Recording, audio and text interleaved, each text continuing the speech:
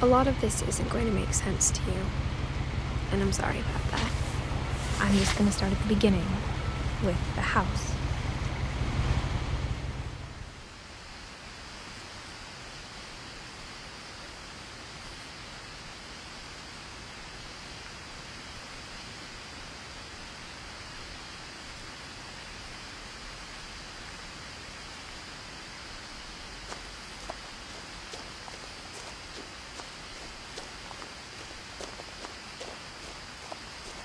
I lived here until I was 11, but I wasn't allowed inside half the rooms.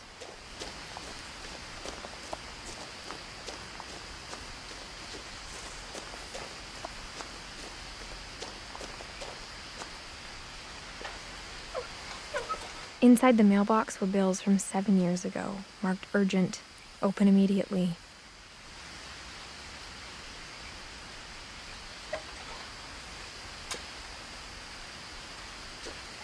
I hadn't been back since my brother Lewis's funeral.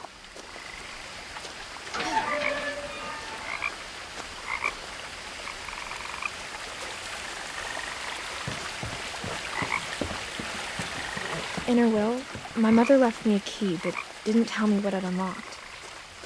Maybe she thought I'd know, or she thought that the mystery would be enough to bring me back.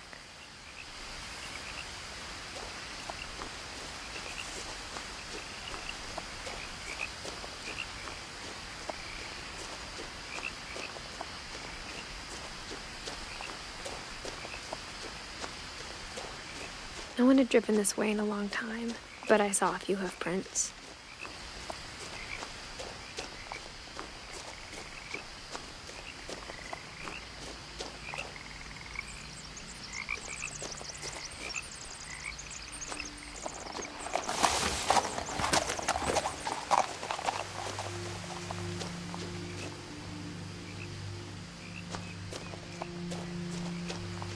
The truth is, even after I inherited the house, I never thought I'd come back to it.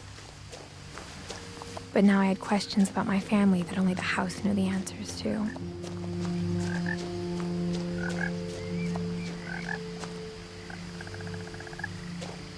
The house was exactly like I remembered it, the way I'd been dreaming about it.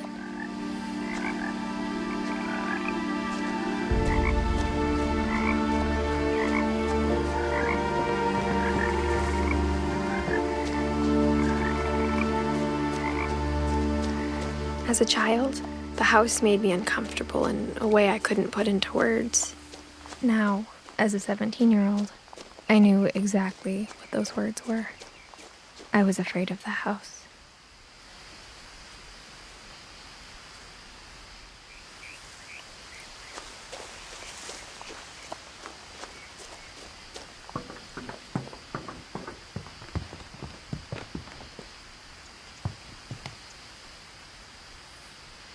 I hoped the key might unlock the front door. It didn't. Looking in, I felt like the house itself had been waiting for me.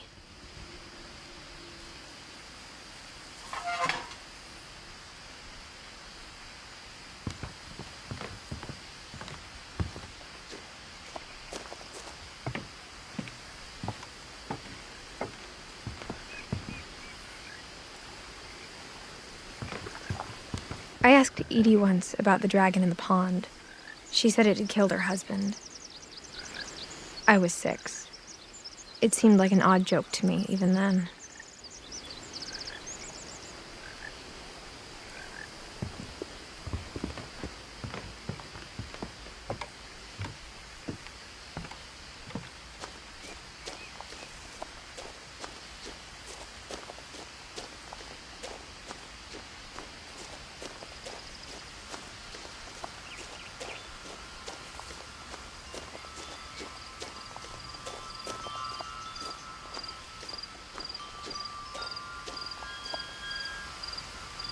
The house felt like it had always been here. Even the swing set was older than my mother.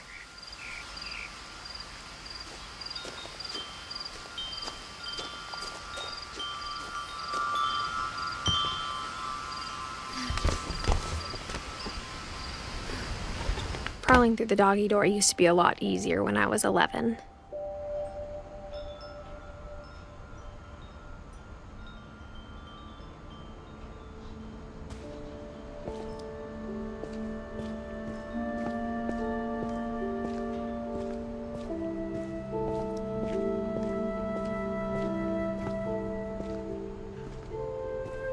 For the first time in years,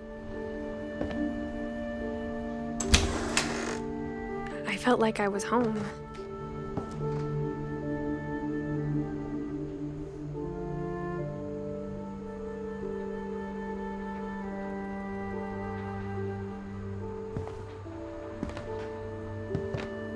But instead of a family, there were just memories of one.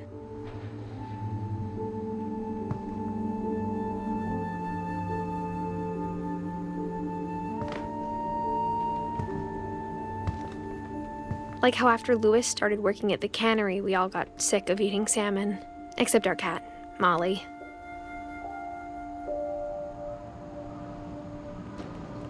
Or how only one restaurant would deliver to our house, so we had Chinese a lot.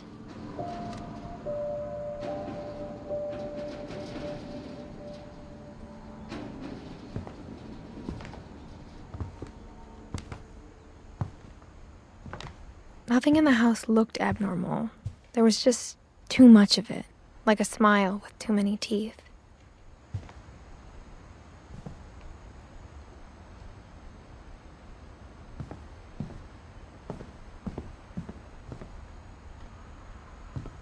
My mom wasn't much of an optimist, but she never stopped believing that my brother Milton was alive.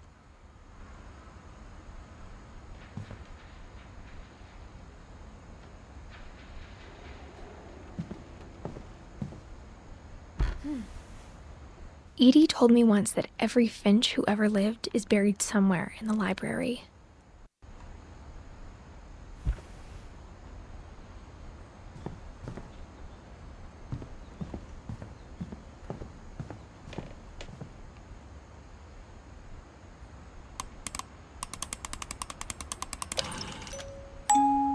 Great-Grandpa Sven built a music box for Barbara, along with the rest of the house. Mom always told me to stay out of the basement, so I wasn't too surprised when the key didn't fit.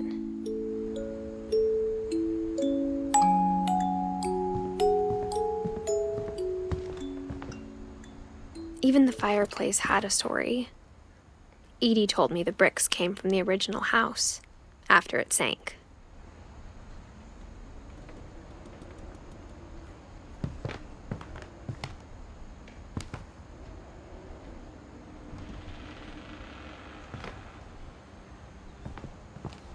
The table was still a wreck from the night we left.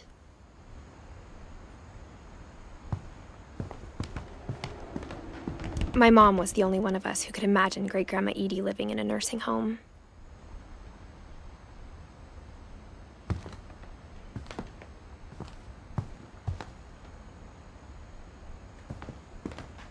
It was like a bomb had gone off, killing everyone but sparing the furniture.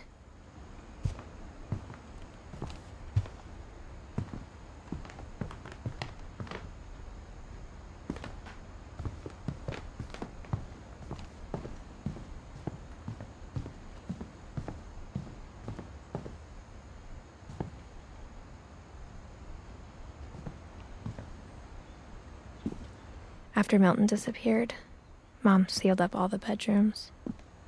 Then Edie retaliated and drilled peepholes.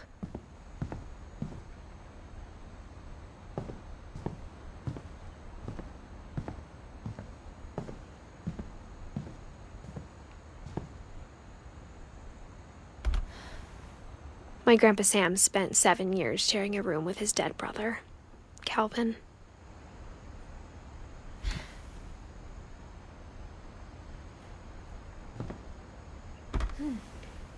As a kid, I just assumed every house had peepholes and sealed rooms you weren't allowed inside of.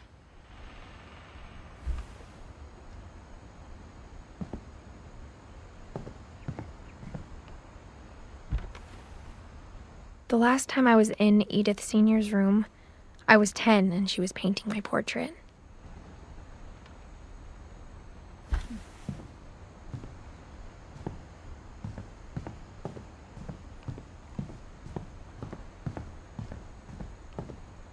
Whenever people ask me about my family, the first thing they always want to know about is Barbara.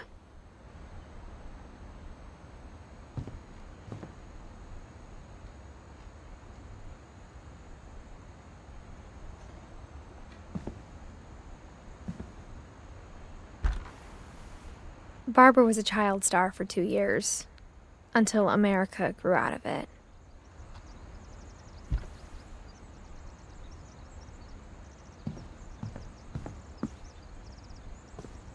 Mom must have locked the third-floor stairs on the night we left.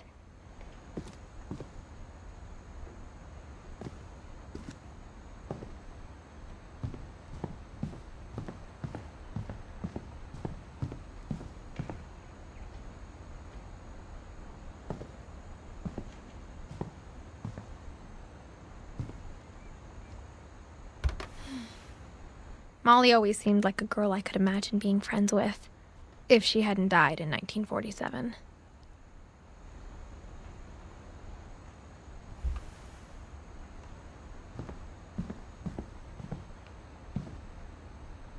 I spent a lot of time playing in Great Uncle Walter's room. I think my mom sometimes regretted not sealing it up.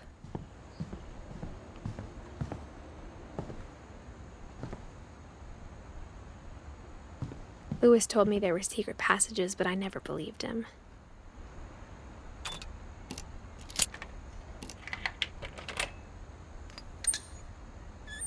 Turns out, my mom was really good at keeping secrets.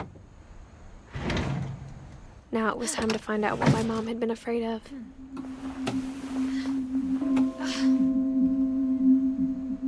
From the paintings on the wall, it was clear my brother Milton had been here before me.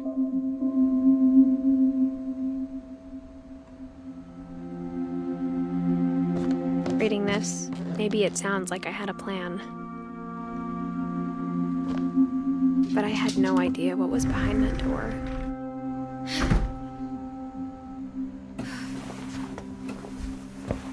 Just like I had no idea where all this was gonna lead.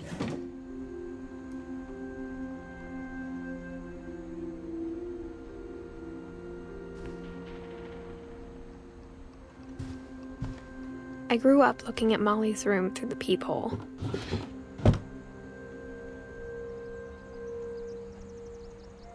Molly's gerbil had a tiny bedroom with its own even tinier gerbil cage. Being inside for the first time, I felt like I'd stepped behind a painting.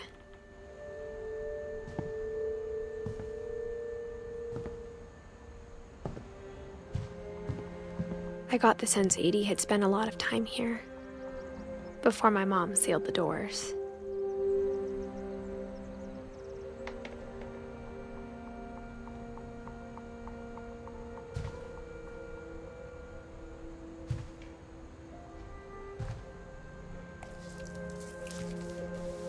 December 13th, 1947.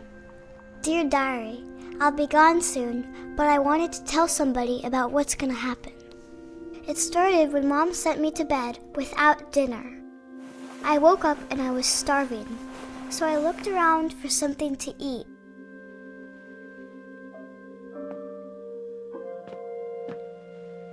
The gerbil food was dry, but I didn't mind it.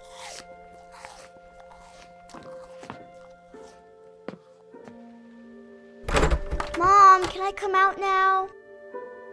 Sweetheart, it's late. Go to sleep.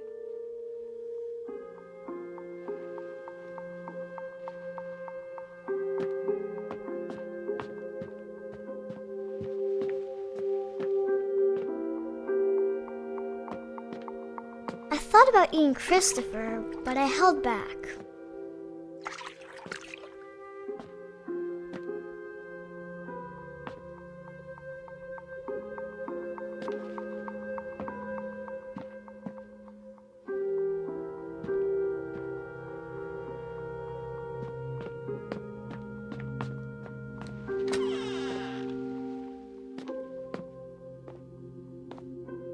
I ate a lot of things that night.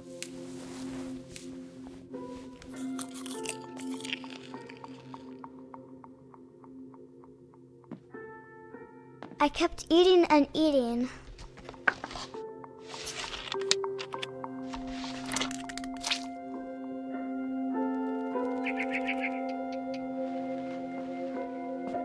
heard chirping outside my window. It was a barn swallow going back to her nest. I reached out for her.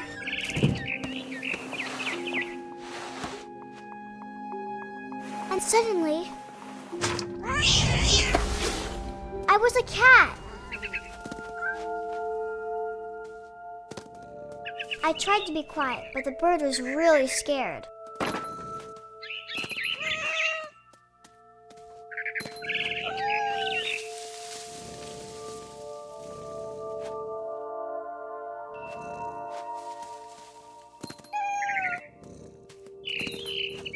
Mom and Dad didn't even look at me.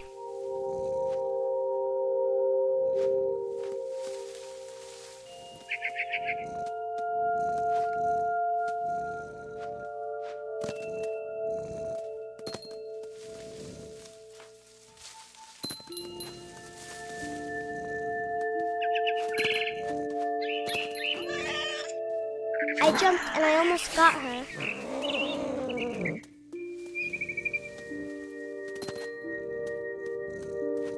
I could tell she was getting really tired. Now I was up in the big tree. I promised Dad I wouldn't climb it anymore. All I cared about was eating that mama bird. I gobbled her up. And suddenly, I was an owl. First, all I heard was the wind. Then I heard little teeth nibbling in the grass.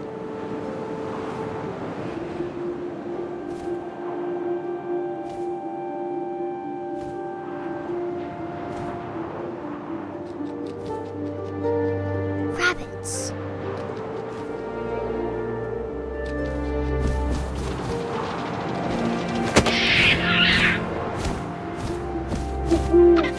I imagined his face looking up and seeing mine through my talons. I swallowed him up, and I didn't chew one bit. Then I flew off to find something bigger.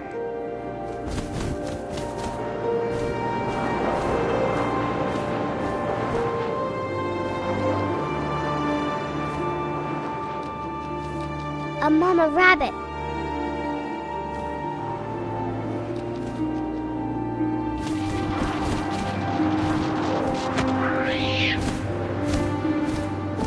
She was almost too big to carry.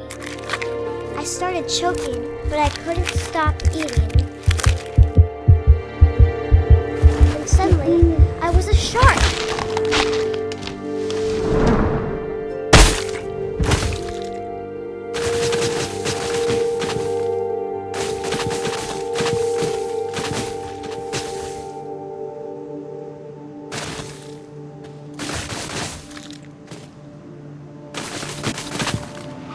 I rolled off a cliff and into the ocean. Now, I was hungrier than ever.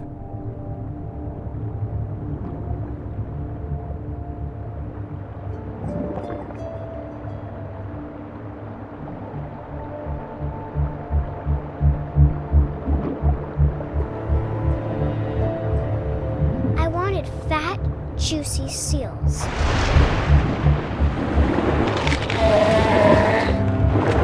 Off her flipper, and it tasted really good.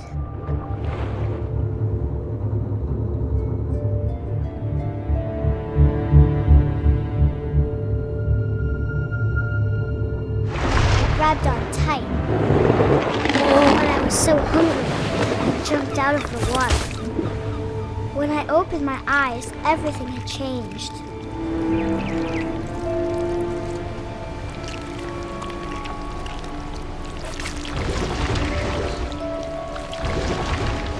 Now I was a monster, and I smelled people everywhere.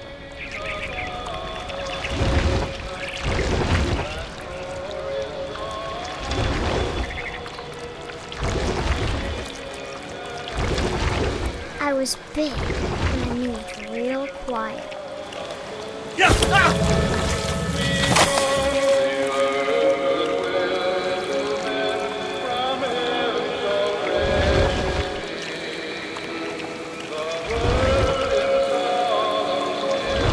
I wanted to stop, but also I didn't.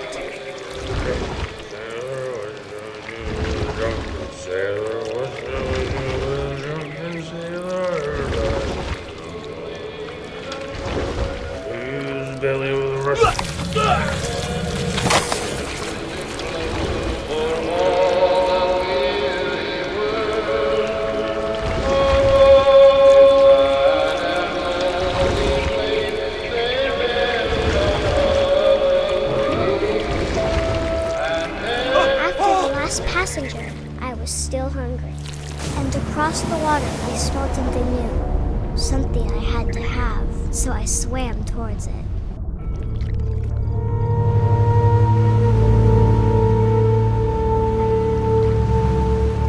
I slithered onto the sand, and the good smell went into an old pipe.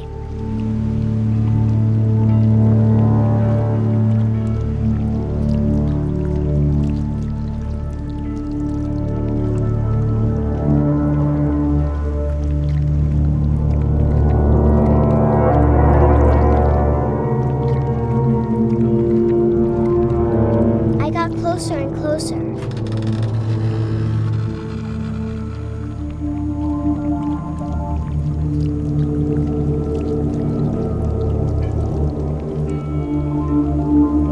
All of my stomach started growling. And suddenly, I was me again. I held my breath for a long time, but I couldn't hear anything. I think it's waiting for me to fall asleep. But it's not going to wait much longer. It needs to feed, and we both know I will be delicious.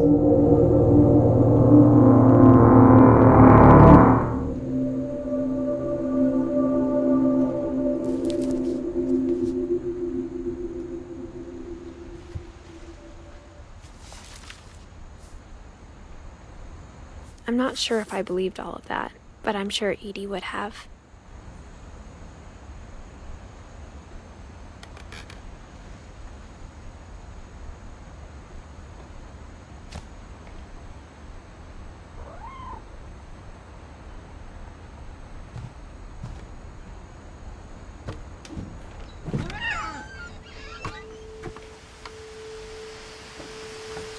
This will be obvious later, but my mom never told me any of these stories. Edie would have, but Mom didn't like bringing up the past. Though, when we adopted a stray kitten, she was the one who named it Molly. I spent a lot of time in Great-Grandma Edie's room.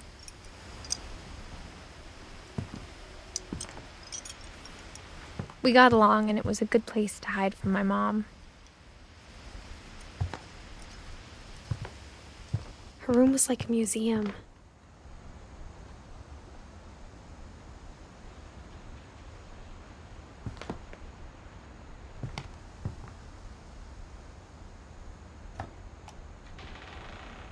For 500 years, the Finches have been famous throughout Norway for their fortune and misfortune.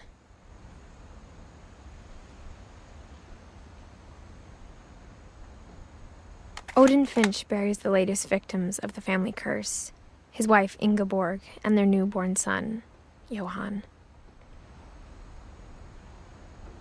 On January 7th, 1937, he set sail with his family and his house, hoping to leave the curse behind. But 40-foot waves off the coast of Washington send the house and Odin to the bottom of the sea. Odin's daughter Edie, with husband Sven and baby Molly, step ashore on their new home, Orcas Island. Odin Finch is the first to be buried in the new family cemetery. His daughter Edie is already dreaming of a new Finch house.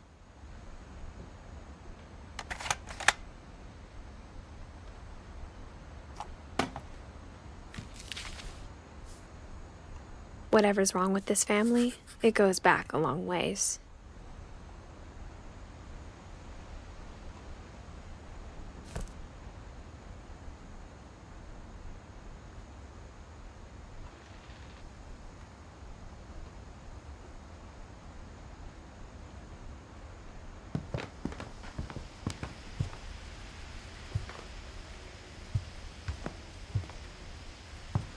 One summer, they evacuated the island, but Edie refused to go. For a few weeks, she was a celebrity.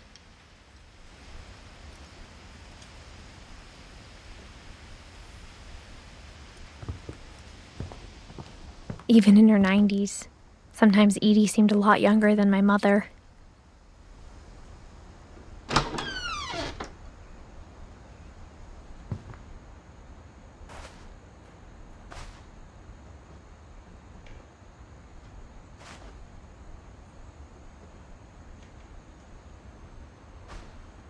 The only trace Grandpa Sam's first wife, Kay, left on the house was the pink bathroom. It was a pretty big trace.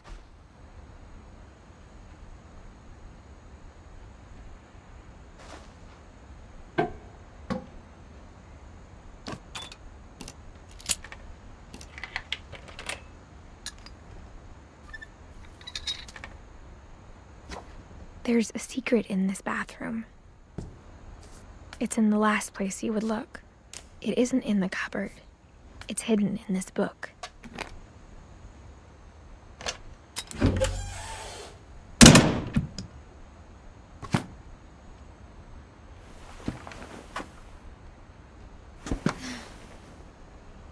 Sven gave Sam an old camera he'd refurbished.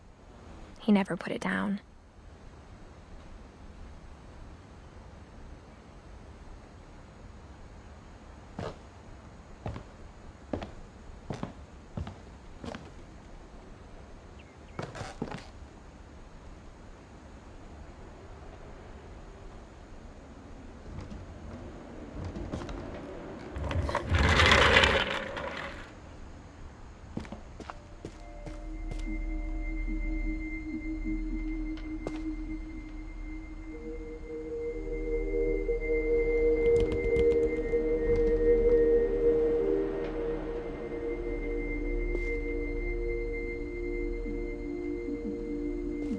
I knew Grandpa Sam had a twin.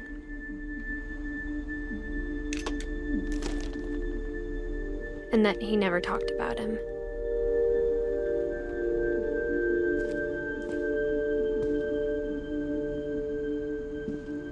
I guess my grandpa didn't like history any more than my mom did.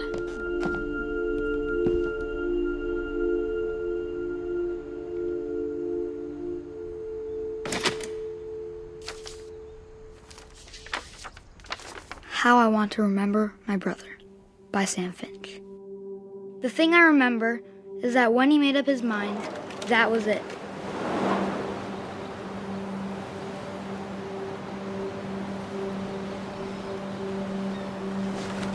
My brother said he'd die before he ate another mushroom, and he did.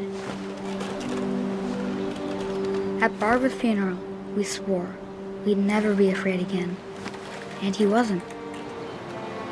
I think Calvin always wanted to fly.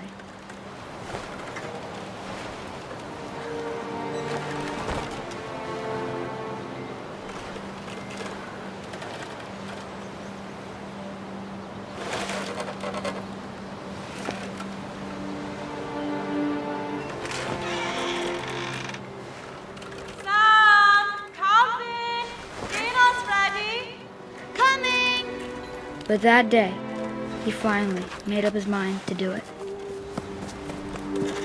I told him going around was impossible.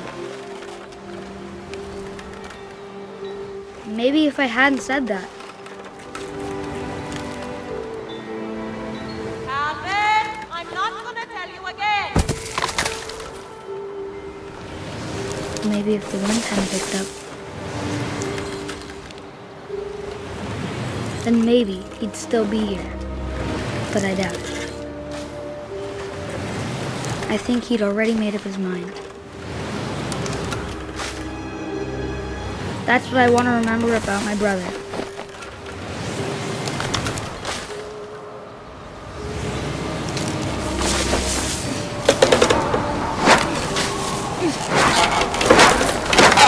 The day he made up his mind to fly, and he did.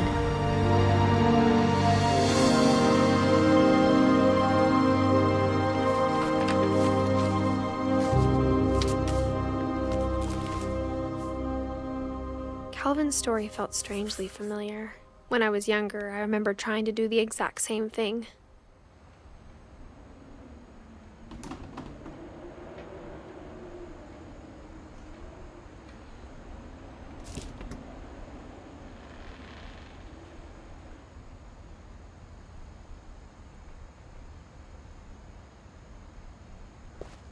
After the funeral, Edie roped off Calvin's half of the room.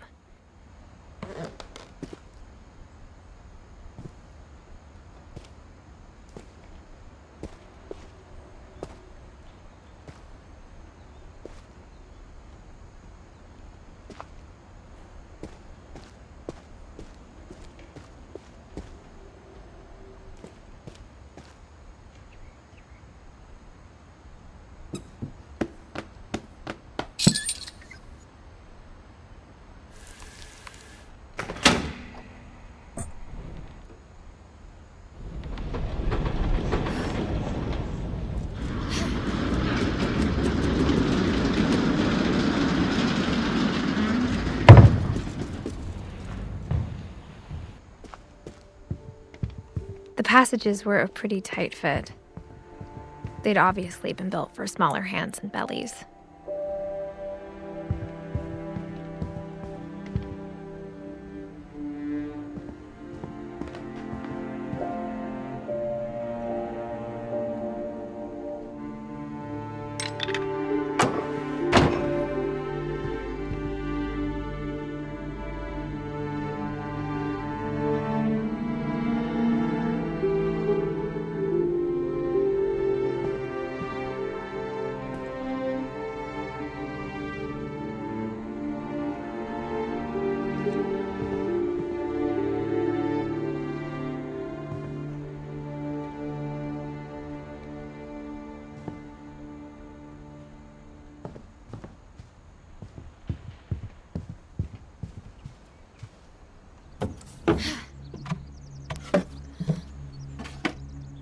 Growing up, I always thought of Barbara as a child star.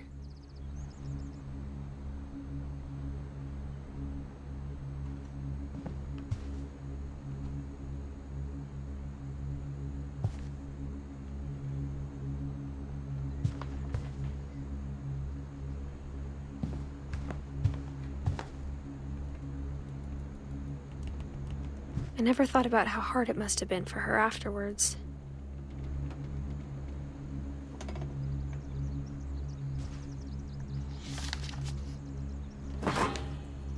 Of all the stories people wrote about Barbara's death, I'm surprised Edie saved this one.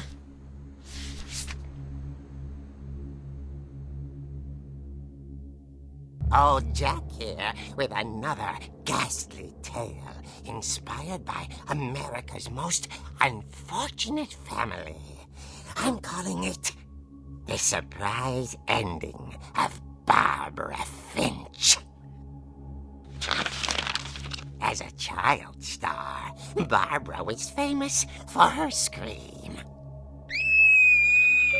Now at 16, she was all washed up. A has-been.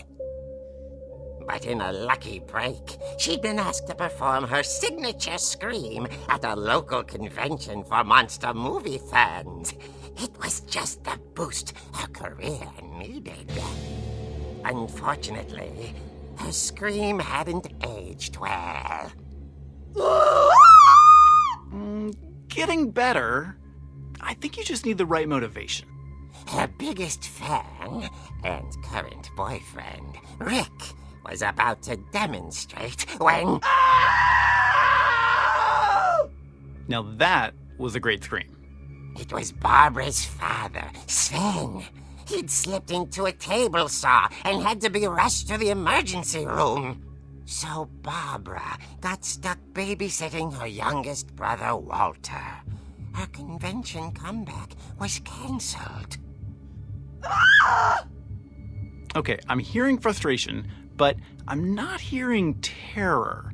What if I tried... A gang of hoodlums in Halloween masks have been terrorizing Orcas Island tonight. Police are urging residents to... That came from the basement.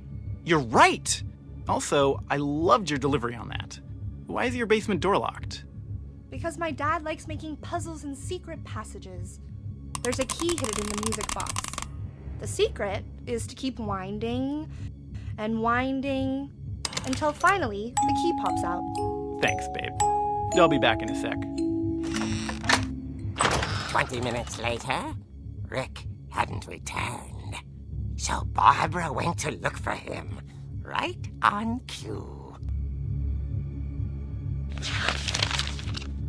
She reached for the music box.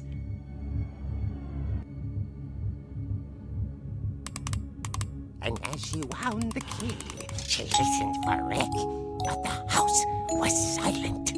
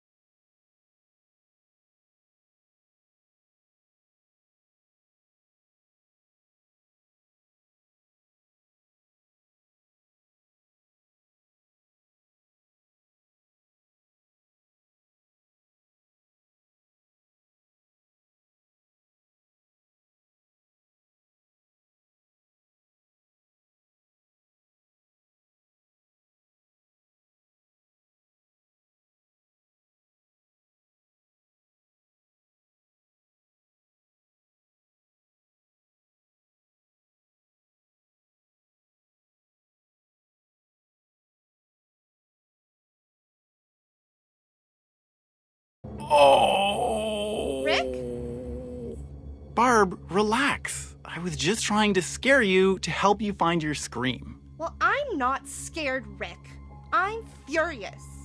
Then act furious. All I'm getting from you now is that you're hurt and confused and She threw him out, but she kept a little something to remember him by. Barb, have you seen my other crutch? And she was still holding it when she fell asleep watching the Late Late Picture Show. Hours later... Barbara! Walter, what's going on up there? Ah! Okay, I'm coming up, but if this is a trick, you're dead, Walter.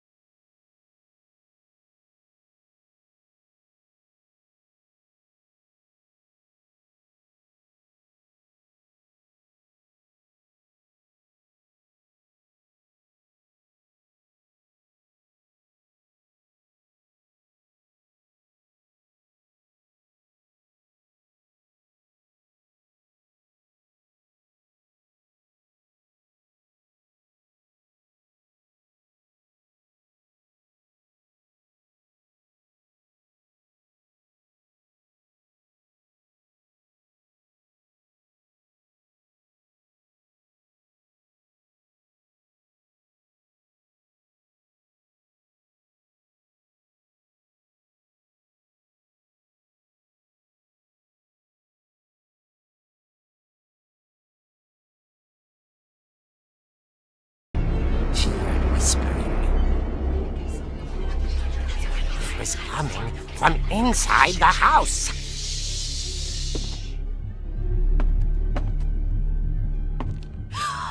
Oh dear. The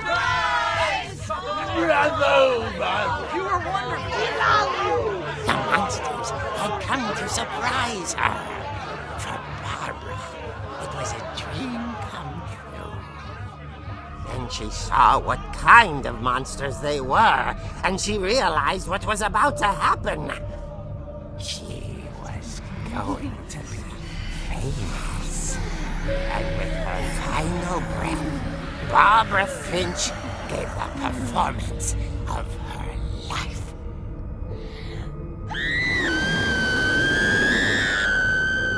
I wasn't there myself, but I hear Barbara was magnificent. Poor girl. She had a taste for stardom. But unfortunately, so did her fans. Of course, the police blamed it all on poor Rick, who disappeared the same night. And little Walter? hiding under his bed the whole time. He took it all pretty hard, but that's another story. As for Barbara, tucked inside the music box is all they ever found of her. Her ear. Now that's what I call a real eerie tale.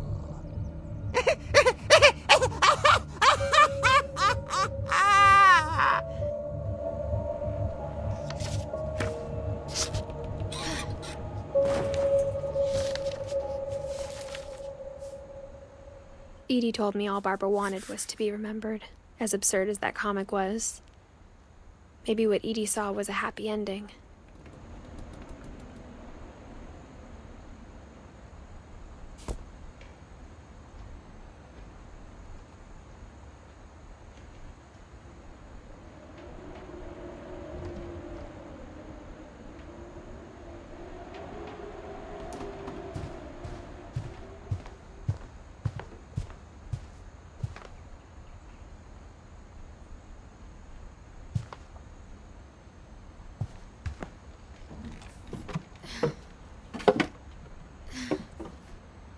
I guess now I know why Mom didn't like me playing with the music box.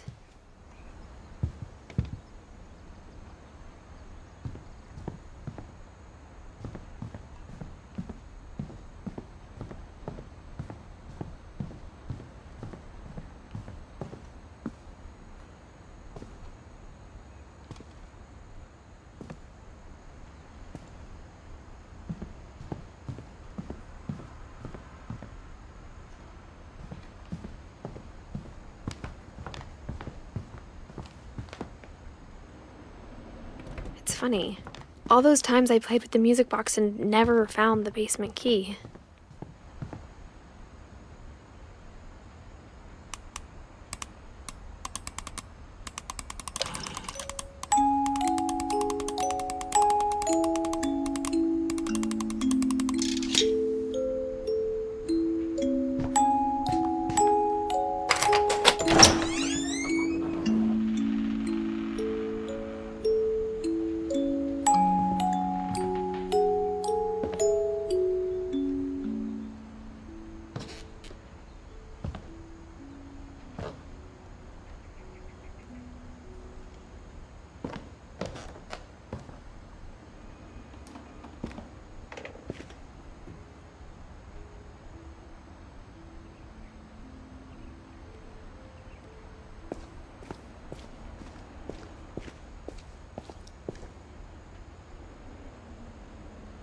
Mom said the basement was off limits, unless I wanted another tetanus shot.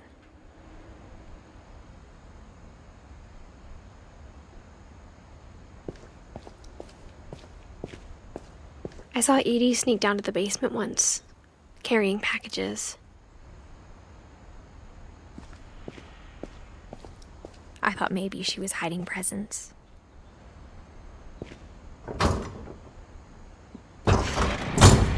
It turned out she was hiding a lot more than that.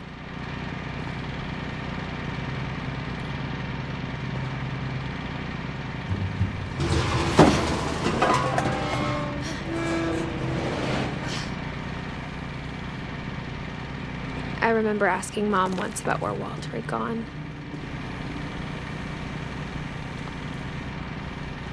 She said after Barbara died, he got as far away as he could.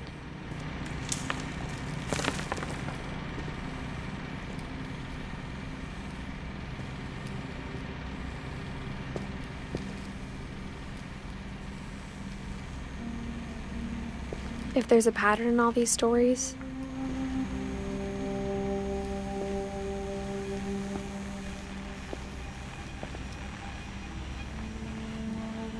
I think it's that none of us has gotten very far.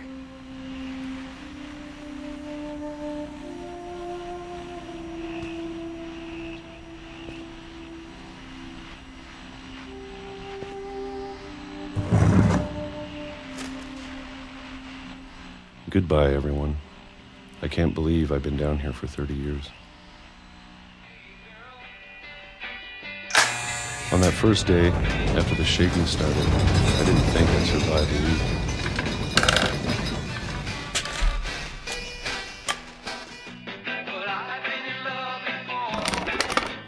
But after a few days, I settled into a routine. That's what kept me sane. Having a schedule, living for today.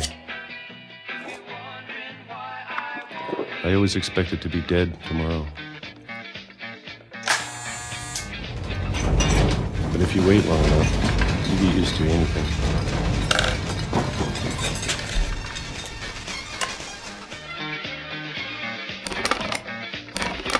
Even a monster on the other side of the door starts to feel normal.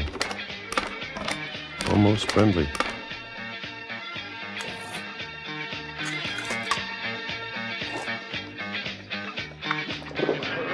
And then one day, everything just stopped. Whatever that thing was, it was gone. Maybe it got tired of waiting. Or maybe I just got tired of being afraid.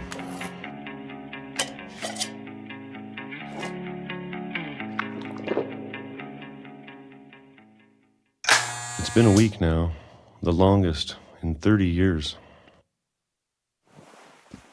I'm done waiting. I have to leave while I still can.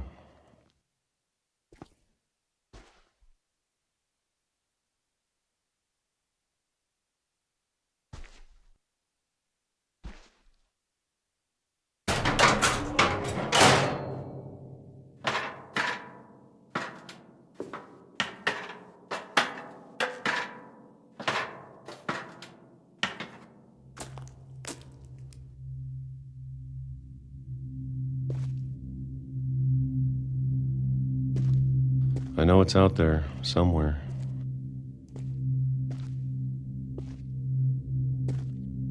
Whatever killed Barbara and Molly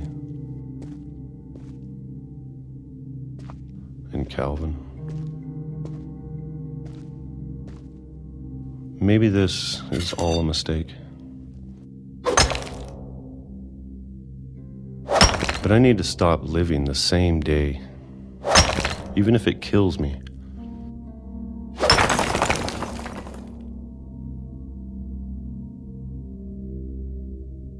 Whatever's out there, I want you to know I'm ready for it. I'm going to appreciate all of it, especially the food. I don't mind if I only have a year left, or a month, or a single week. I'd be happy with one new day. I can already imagine the sun on my face.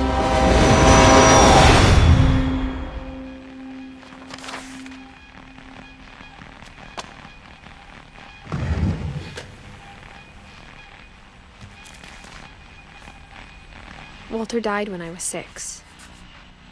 I can't believe my mom never told me he was down here.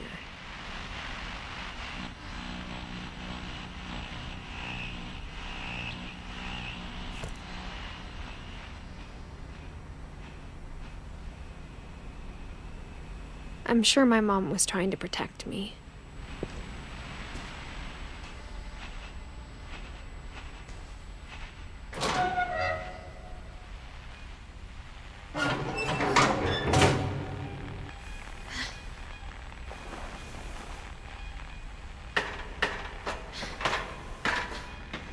Maybe she was afraid I'd end up like Walter.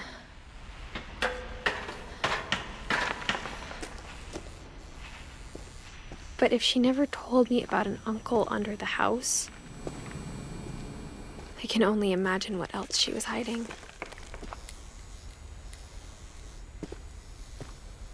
I don't want to make the same mistakes she made.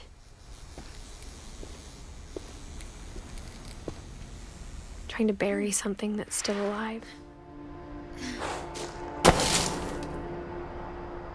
Now that there's only one of us left, or maybe 2, I thought it was time I heard the stories for myself and found out what happened to everyone else.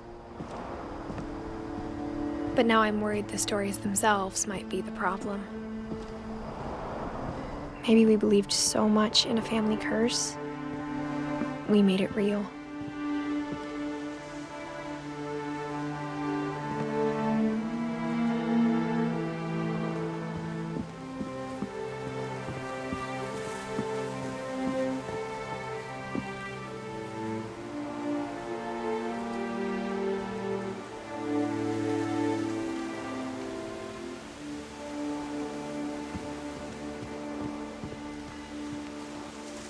I don't know if I should even be writing this.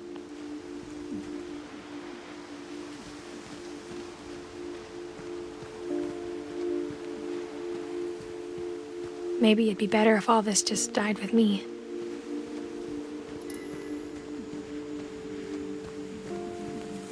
But I thought you should know about your family.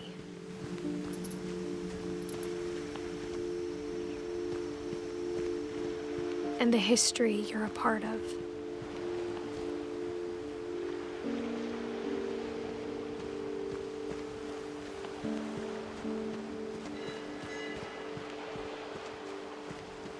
Though to be honest, I feel as lost as you probably do right now.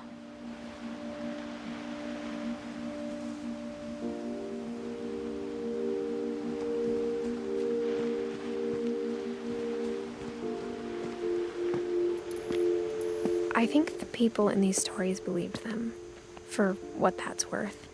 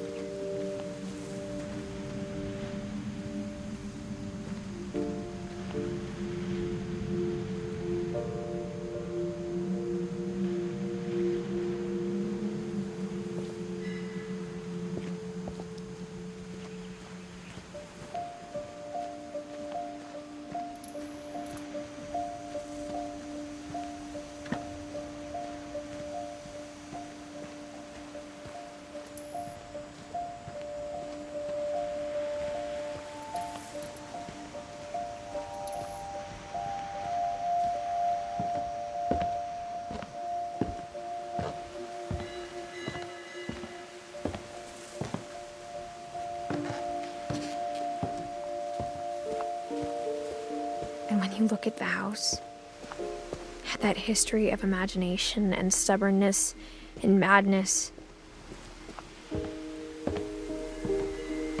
any of it seems possible.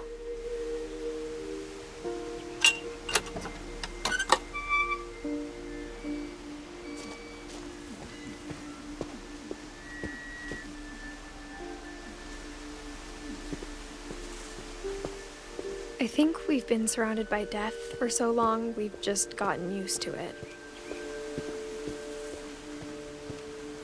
What kind of family finishes building a cemetery before starting the house?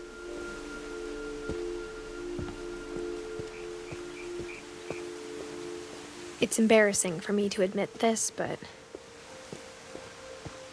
the pet cemetery made me more uncomfortable than the human one.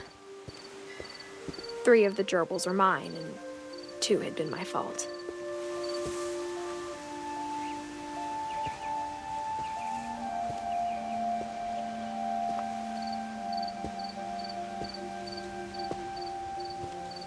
Sven built the house, but it was Edie who designed the cemetery.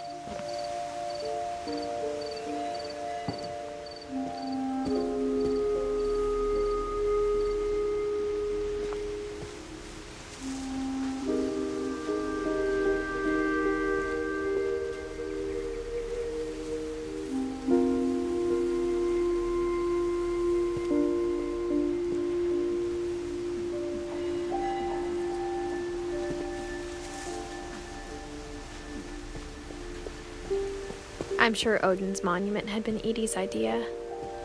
My mom was always trying to move on, but for Edie, the past never went away.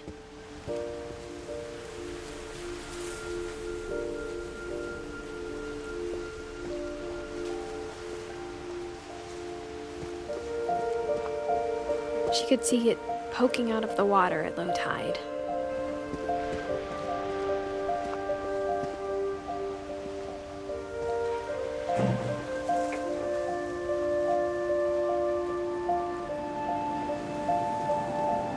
Edie said she dreamed about the old house every night.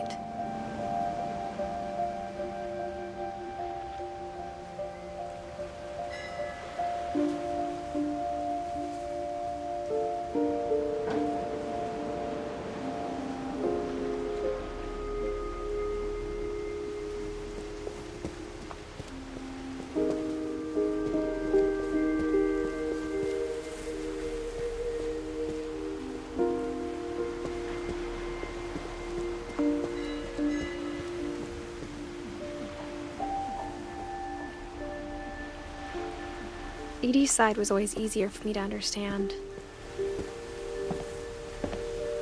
But the older I get, the more I can see where my mom was coming from.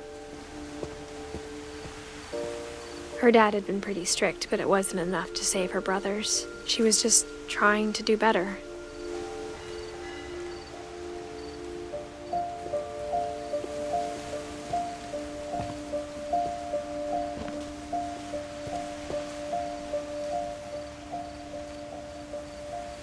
She lost 2 of her brothers, just like I did. I get why she tried so hard to protect us.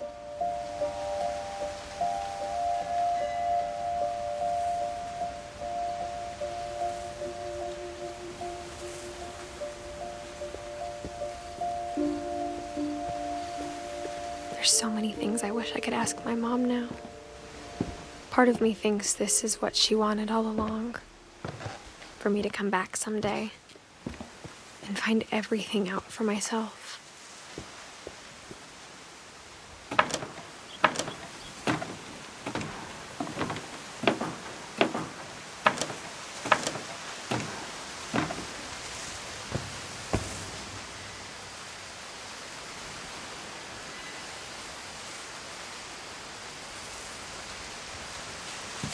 But looking back on it now,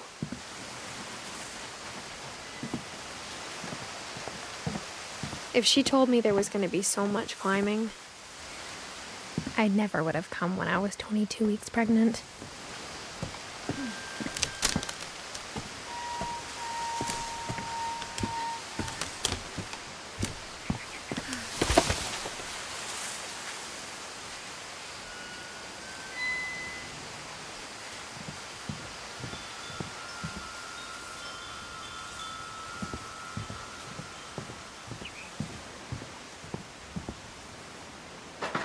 I never met Grandpa Sam, but I think he and my mom had a lot in common.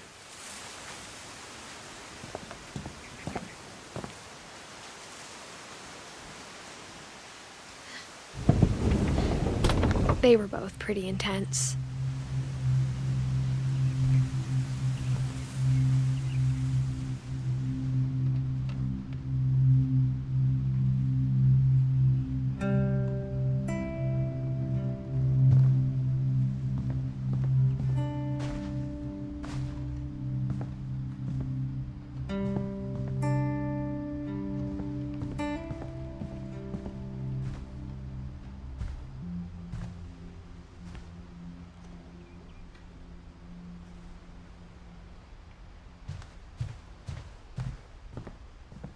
Instead of hiding from death, Sam seemed to go out of his way to meet it.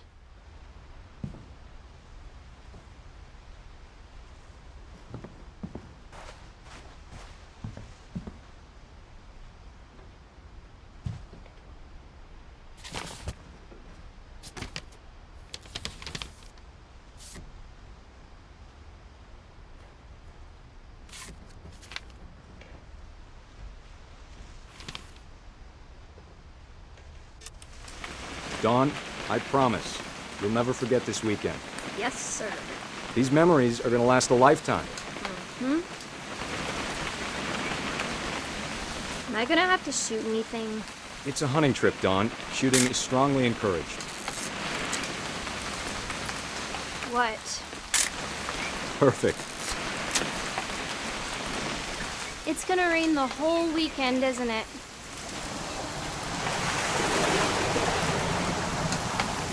I will never forget this weekend, Dad. Okay, got it. I'm gonna take some pictures, okay? Just be careful. That camera's older than you are.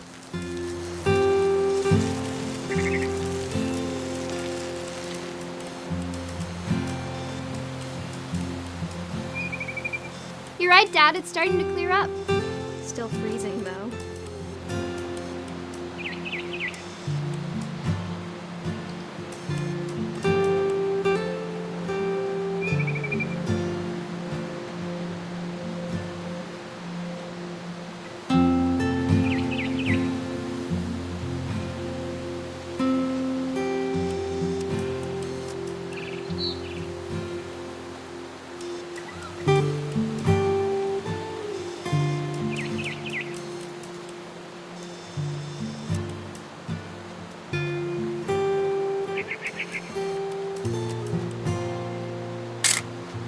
Aw.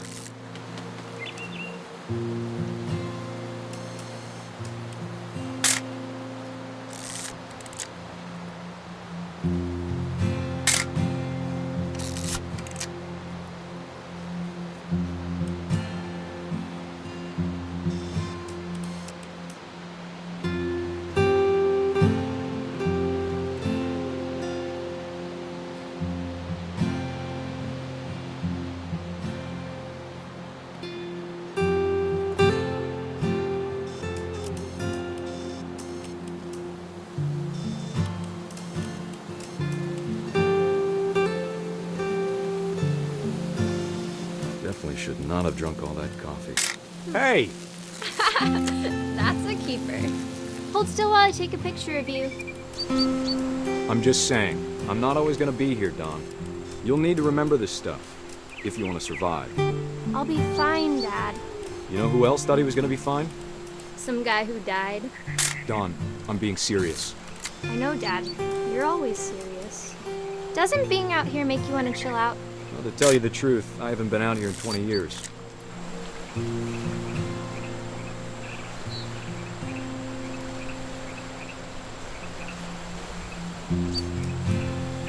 Last time I was with my brother Calvin. Man, that was a great trip. Your grandpa Sven taught us how to fish, how to build a fire. We found an old logging trail.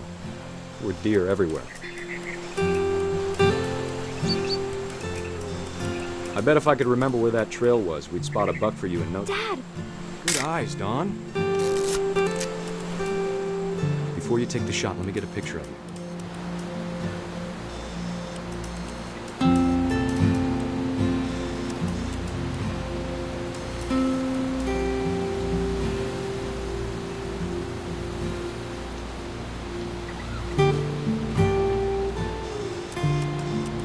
Dad,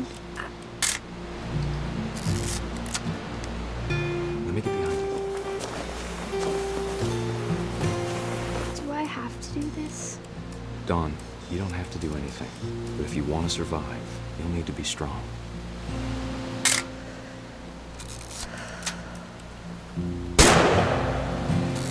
Great shot, Don!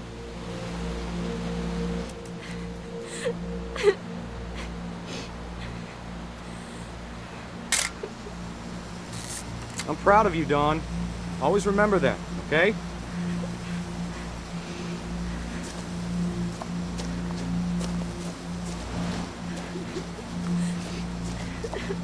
Sorry, Don. Just gotta reset the timer.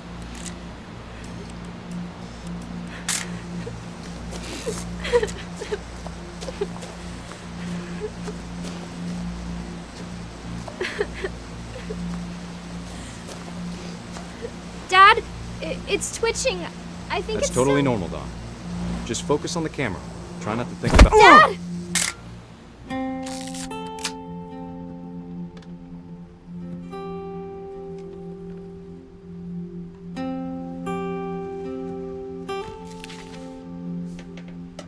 Of all these stories, that's the one I wish most that my mom had told me.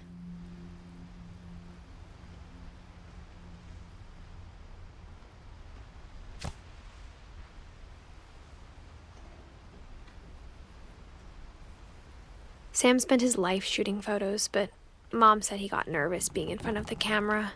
I guess we're all afraid of something.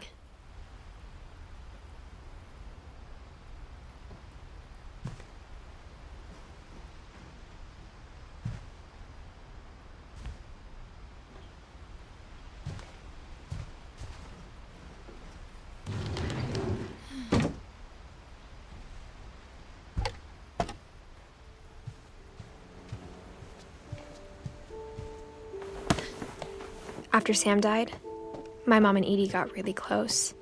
They'd both lost a lot.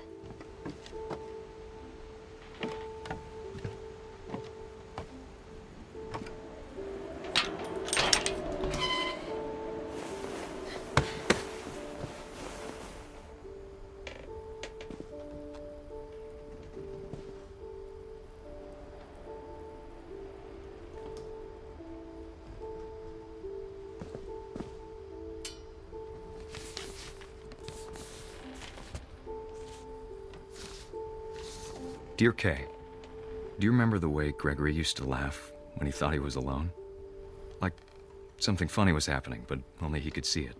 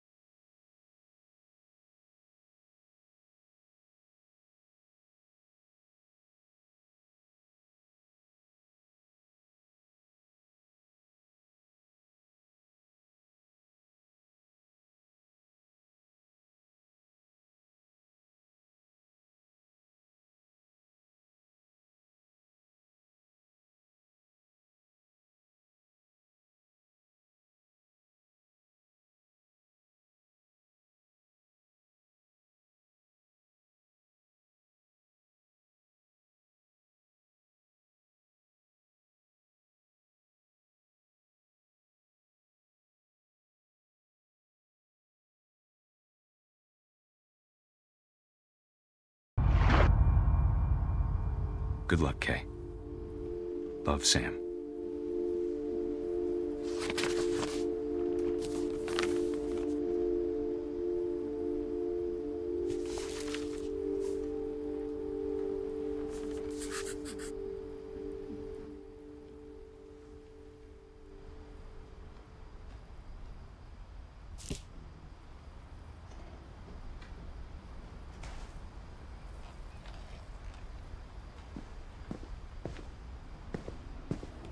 I can't imagine my mom ever writing poetry, and yet... A poem for Gus, who always said the wedding was a bad idea. Our father never hit us kids, at least not very hard, before the day my brother said with teenage disregard that he'd be dead before he'd see a wedding in our yard.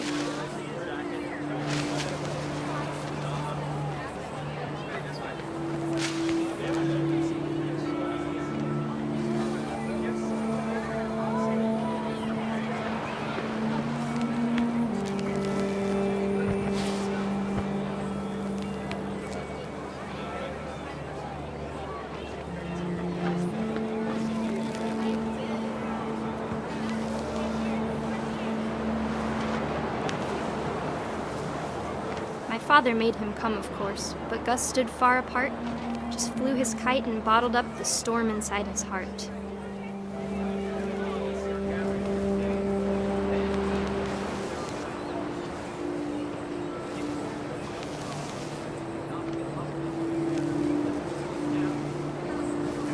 I tried to talk him out of it, but though he'd never met her, "We don't need a stepmom," were the words that I now pronounce you husband and wife. You may kiss the bride.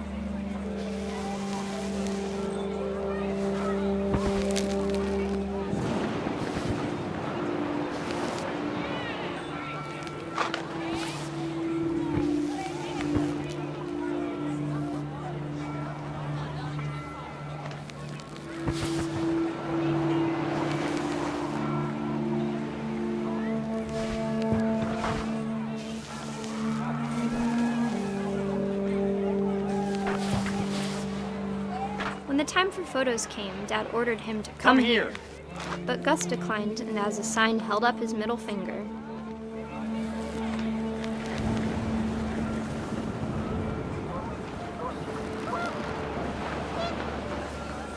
The wind picked up, and panicked geese appeared and quickly went. But all the humans did that day was go inside the tent.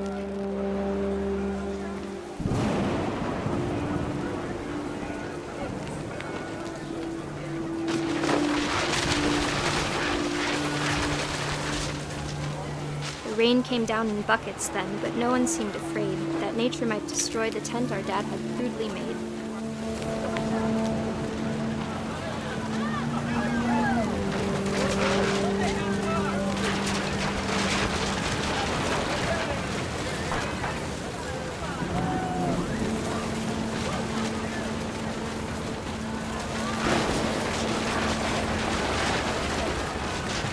Thunder sounded much too close and full of angry power.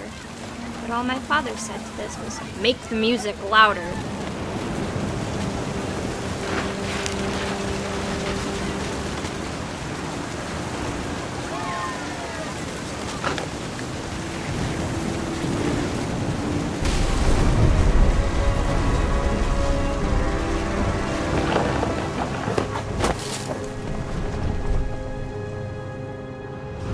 I wish that I could truly say I thought about you on that day. Out there on the beach alone, just you, the wind, the sea, and foam. But I didn't, until we found you.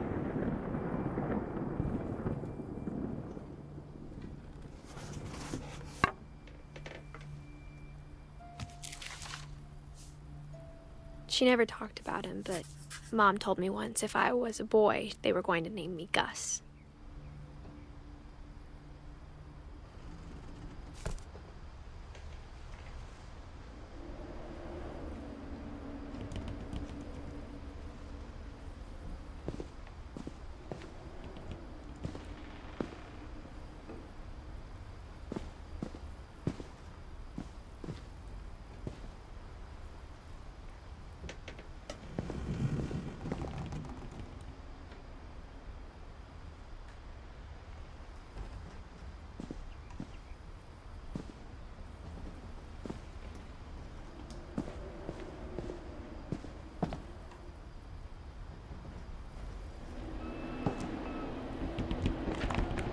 My mom moved up to the loft after her brothers died. At the time, it was as far away as she could get.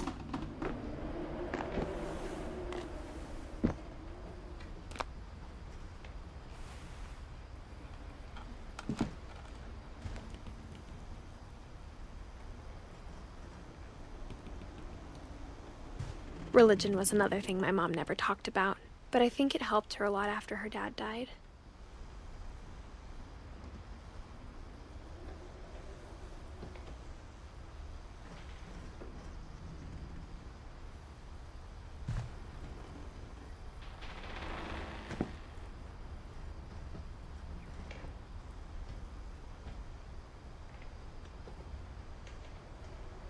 She spent a summer building houses in Calcutta, where she met my dad, Sanjay.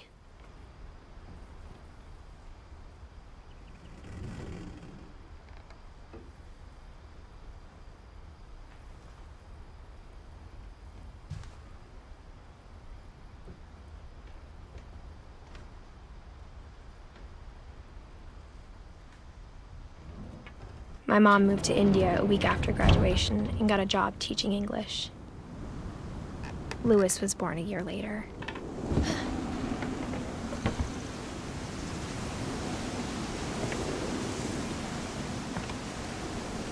When my dad died, I don't think Mom knew where else to go. I'm sure Edie was happy to have her back.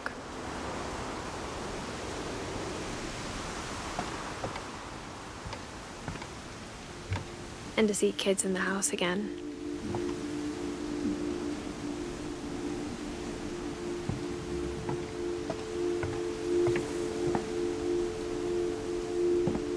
The house had to get a little bigger, but Edie was used to that.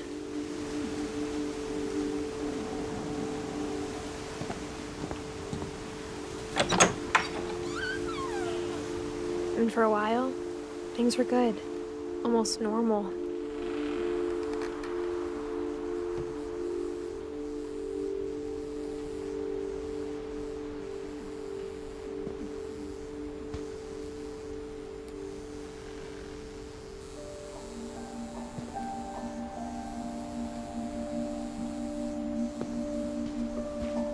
But it didn't last.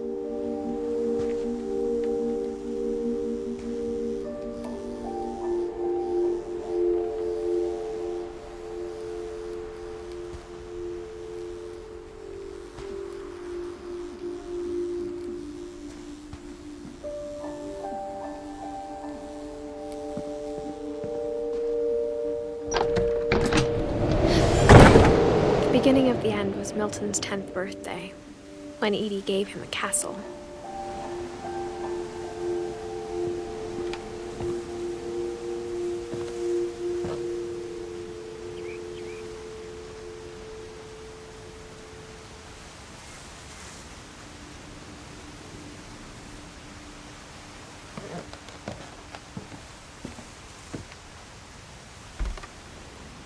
After Milton disappeared, the only thing he left behind was a room full of paintings.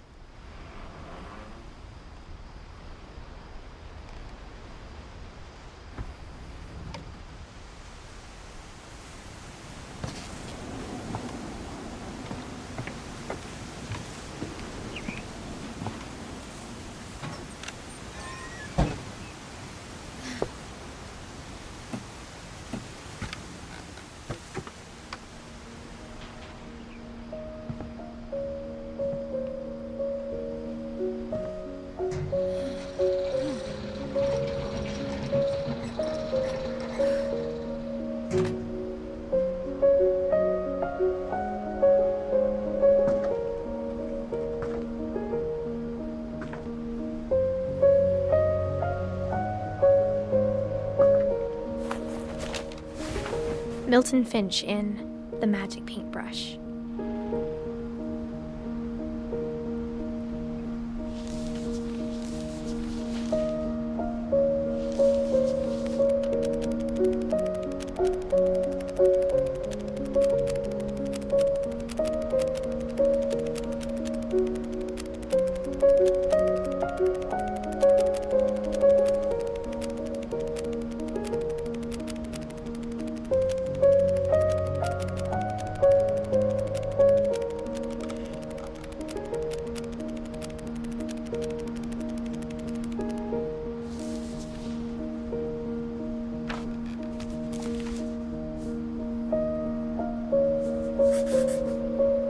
was 4 when Milton disappeared.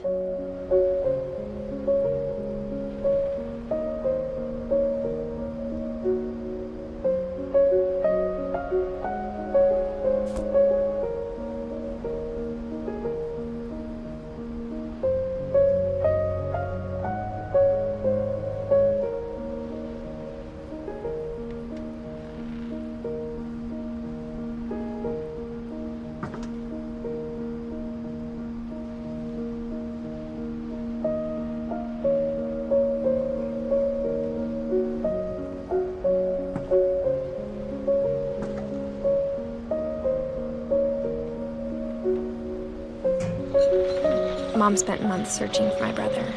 Then she sealed the doors.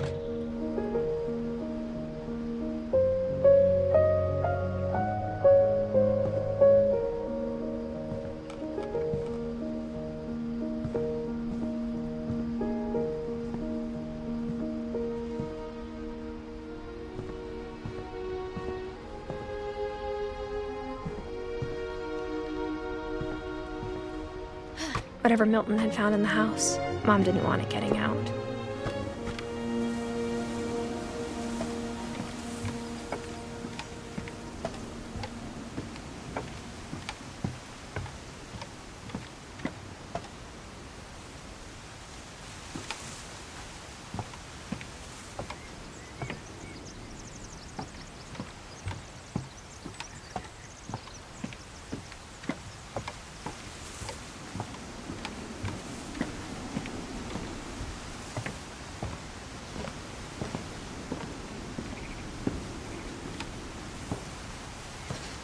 Mom definitely blamed Edie, but I think Louis blamed himself.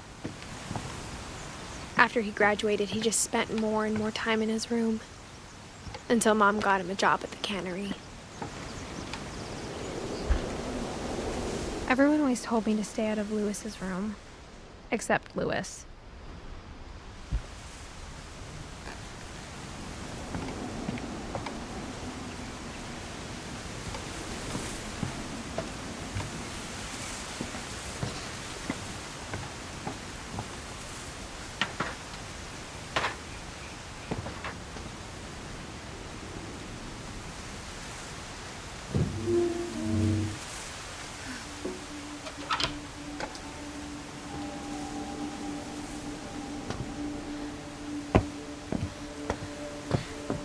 Louis's room smelled very, very familiar. That part of him lived on.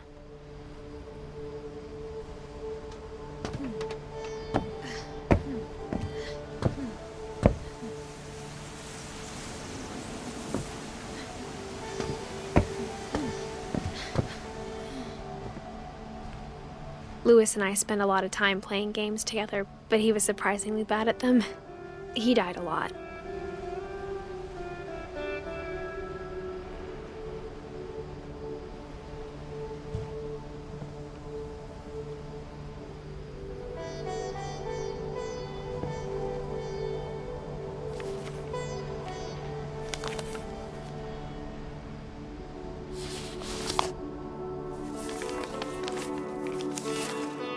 Dear Mrs. Finch, as Lewis's psychiatrist, I can understand your desire for an explanation. As I see it, the trouble began in January, shortly after we convinced your son to seek treatment for substance abuse.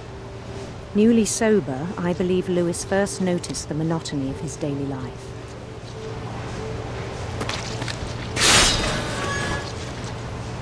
He kept working at the cannery.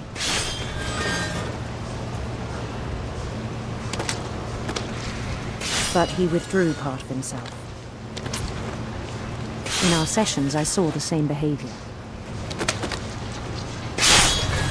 His mind began to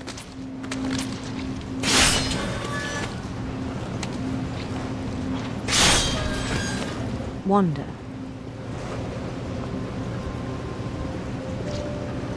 I asked him to describe it. He said he started small, imagining a labyrinth.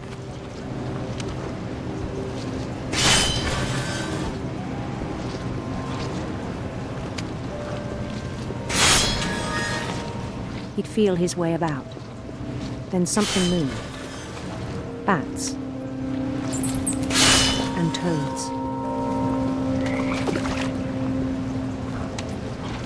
And things that have not names. He knew it was all in his head.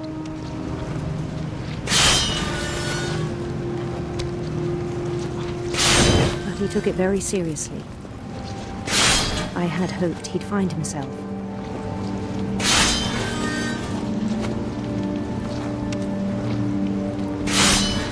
But he found something more.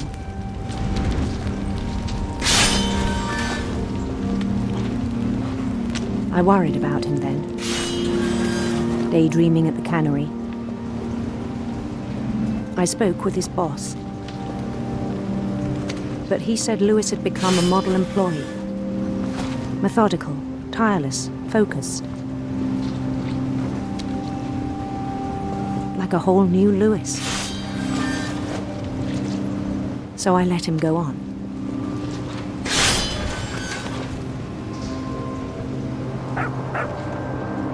I even encouraged him.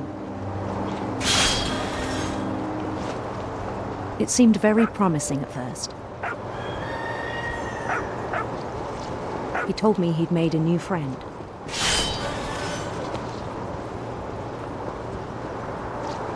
On the edge of a city he named Lewis Topi. He built the city up slowly, brick by brick. Then he made musicians.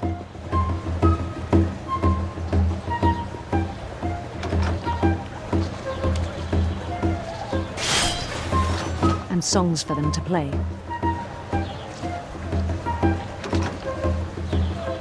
He talked about starting a band. And he was always humming something. Every day his imagination grew stronger.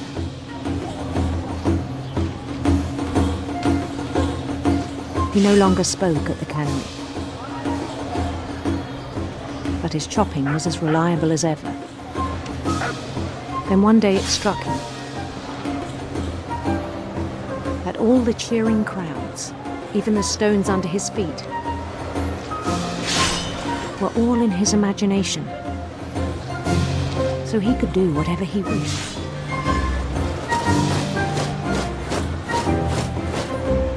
He held an election for mayor. And he won.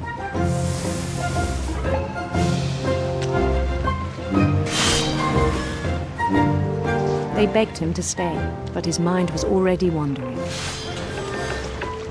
It became a game for him.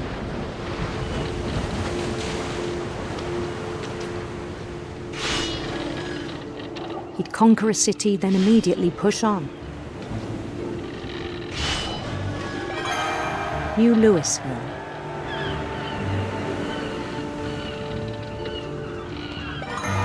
St. Louis. He started drifting away from our reality.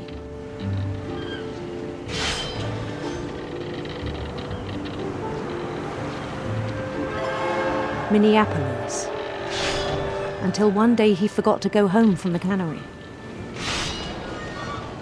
Even as his mother pleaded with him, part of Lewis kept sailing on.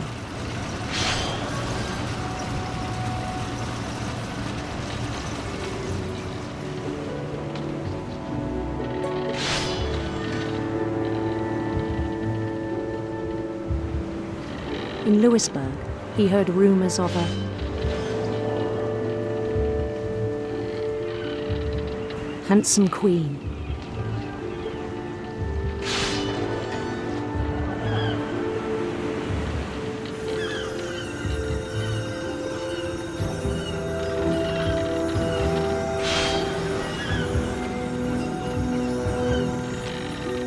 The queen was on her own quest for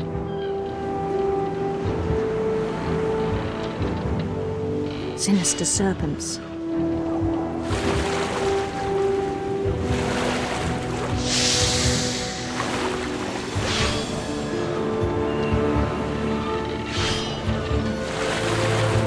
He followed the sound of her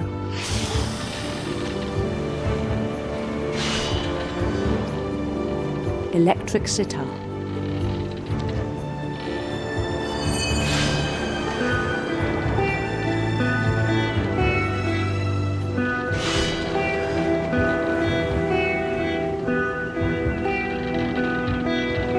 His chase led him to a golden palace east of the sun and west of the moon. Even then, his logic remained sound.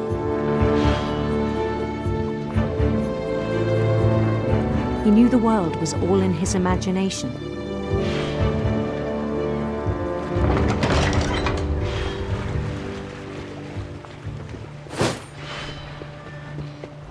But he was so proud of having created it. In his own eyes, he'd become something greater than a king.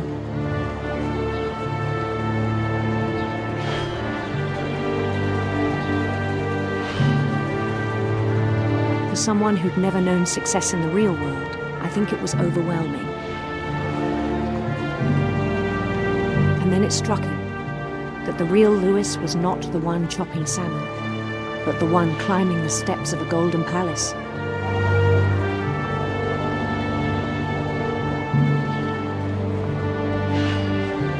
My imagination is as real as my body, he told me. It was hard to argue with him.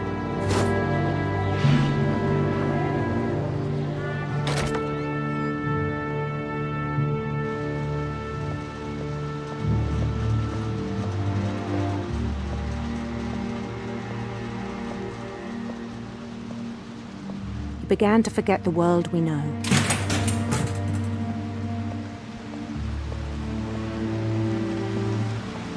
I think it pained him to remember Lewis, the cannery worker.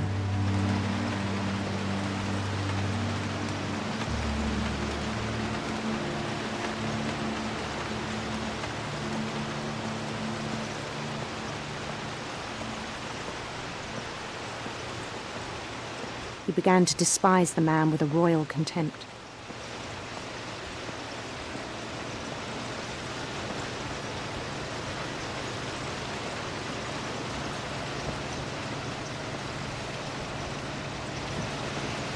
I still thought I could save him. Even after he said he was being crowned king over all the lands of wonder. The palace would be packed with his companions.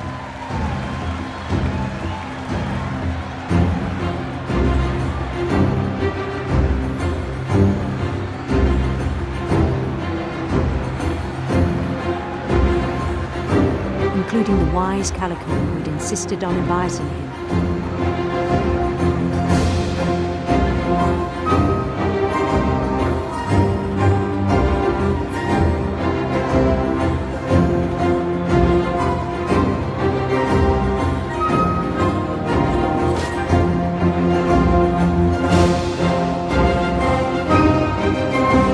His queen waited, holding his crown.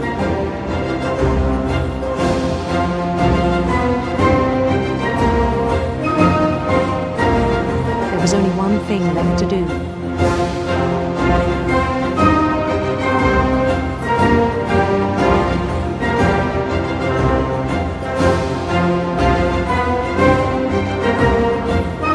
Bend down his head.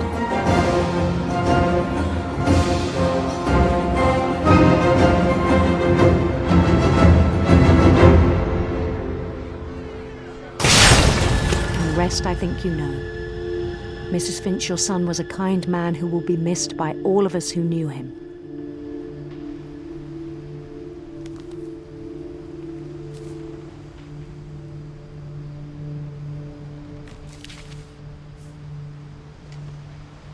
My brother was really cool. I wish you could have met him.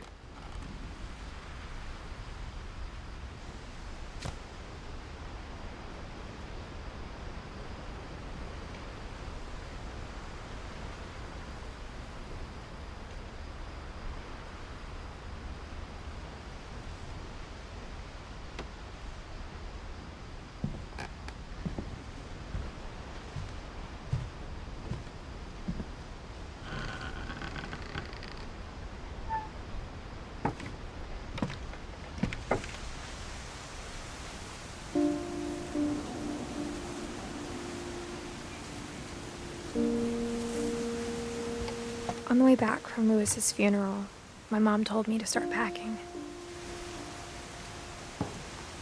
She waited until the day before we left to tell Edie.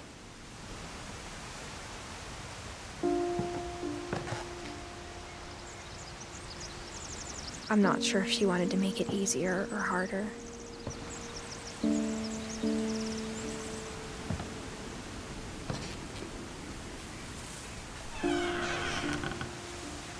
I wish we'd stayed.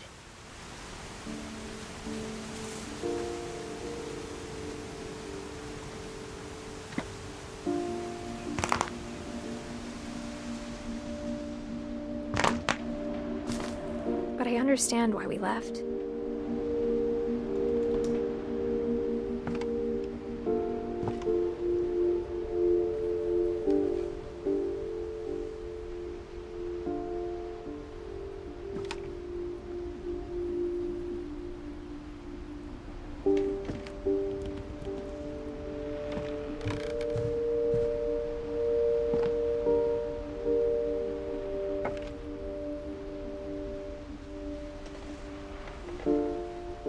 My mom ended up leaving everything behind.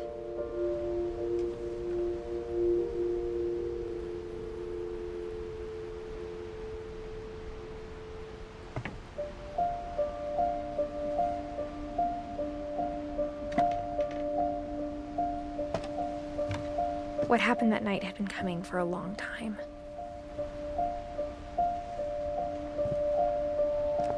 Maybe it should have come sooner.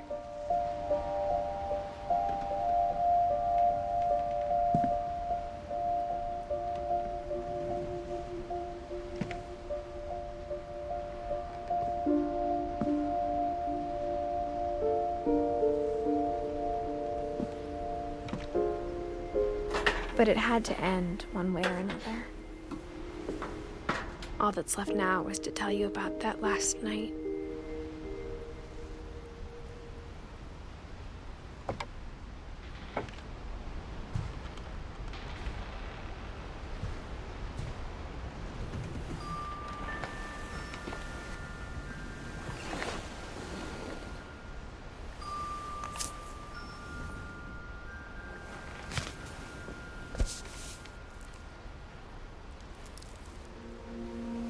That whole last day, Edie just watched us pack and didn't say a word.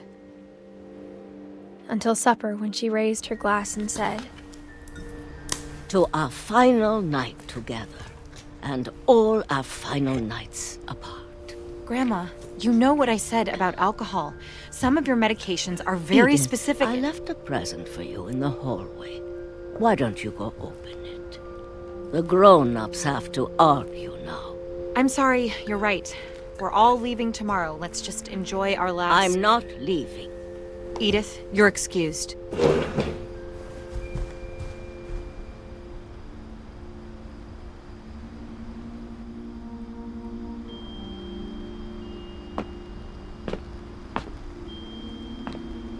The power had been shut off that morning, but Edie always had plenty of candles. When my mom sealed the library, I don't think she knew about the other entrance. Or that Edie had a key to it.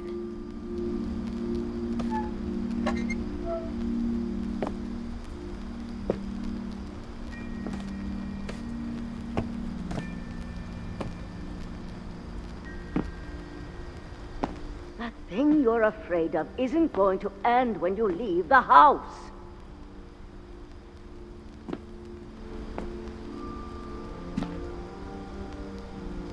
Edith has a right to know these stories. My children are dead because of your stories!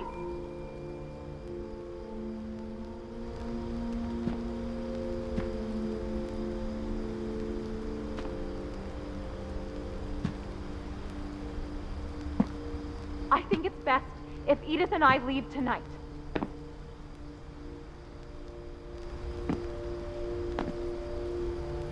We'll have the nursing home send a van for you in the morning, okay?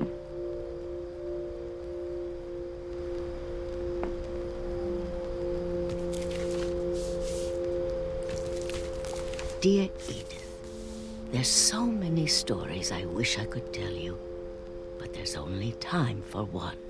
This is about what happened on the night you were born. That night, the tide went way, way out. It was the first and last time I ever saw the old house aground. There'd been an earthquake out in the middle of the ocean. They called it the lowest tide in 1,000 years.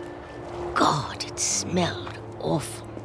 You know, I've seen that house every day of my life.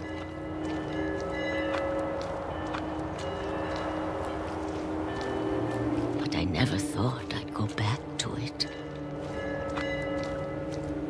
When the fog rolled in, I lost my way.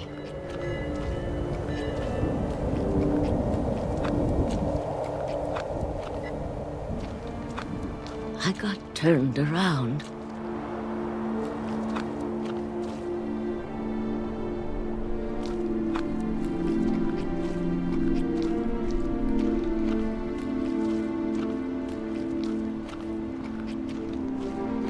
For a while, I wandered.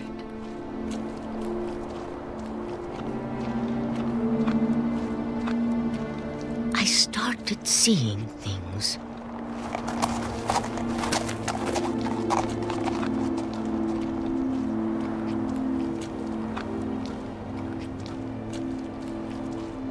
Things I'd forgotten had ever existed.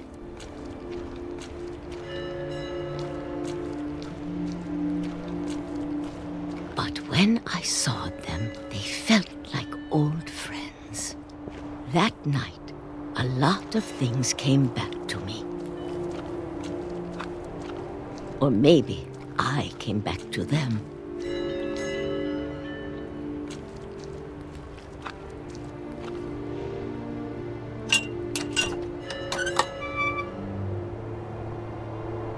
Things I can't explain, but that I need you to try and... Edith, what are you doing in here? It's mine. Edith! Mom, you're gonna rip it! Let go! I kicked and screamed, but Mom dragged me to the car.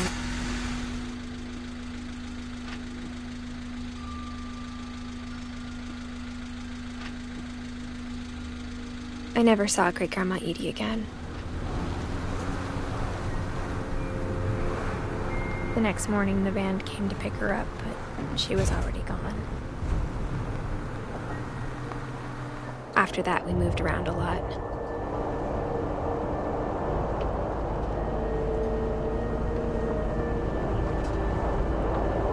We both tried to make the best of it.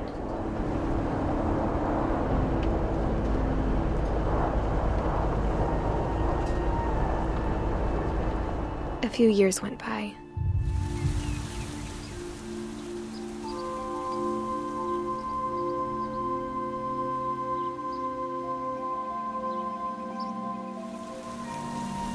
My mom didn't like to talk about it, but she started getting sick a lot.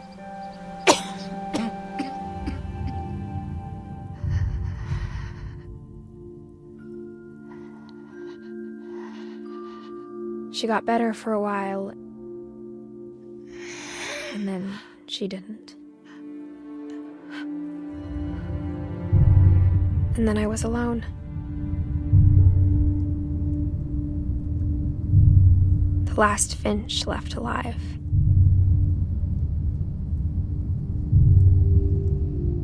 Until I found out about you. I'm still not sure what to tell you about all this. If we lived forever, maybe we'd have time to understand things. But as it is, I think the best we can do is try to open our eyes. And appreciate how strange and brief all of this is.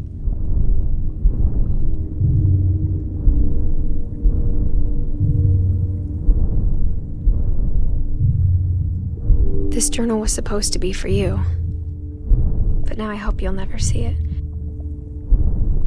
I just want to meet you and tell you all these stories myself. But I guess if you're reading this now, things didn't work out that way.